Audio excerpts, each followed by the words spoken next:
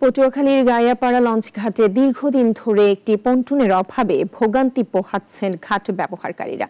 কাদা ও পানি পেরিয়ে লঞ্চে যাতায়াত করছেন তারা। নেই মূল সড়কে যাবার কোনো ব্যবস্থা, ফলে পণ্য পরিবহন ও যাতায়াতে প্রতিনিয়তই বাধাগ্রস্ত হচ্ছেন তারা। তুহিন রাজের রিপোর্ট, জানাচ্ছেন শাশ্বতী সরকার।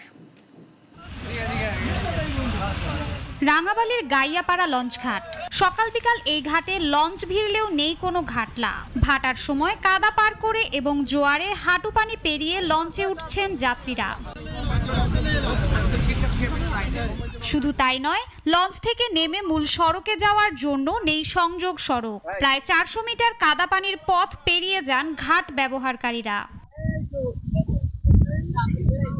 শুকনার সময় কোনো রকমে চলা গেলেও বৃষ্টিতে দুর্ভোগ বাড়ে কয়েক গুণ।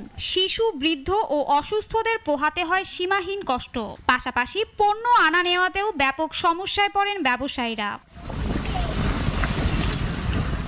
ঘাটলা বা পন্টুন না থাকায় নদীর তীরে লঞ্চ ভেড়ানো যায় না।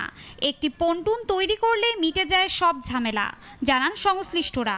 আমাদের লঞ্চ বেরোতে অসুবিধা, জোয়ারের সময় চড়ান তলায় যায়, লোক উঠা নামায় যথেষ্ট অসুবিধা হয়। এই অসুবিধা যাতে সমাধান করতে হলে দুই পাশে ভালোভাবে পাইলিং করে বড় উঁচা করে রাস্তা দিলে মনে হয় একটু ভালো হইতে আর কি। তবে সংযোগ সড়ক নির্মাণে ইতোমধ্যে এলজিইডি কাজ শুরু করেছে।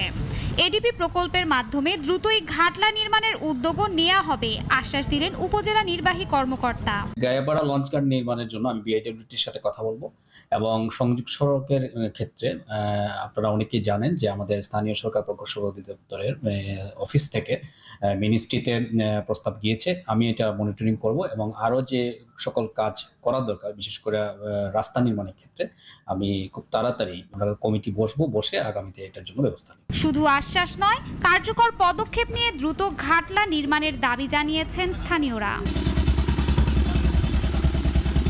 শাশ্বতী সরকার, নাগরিক।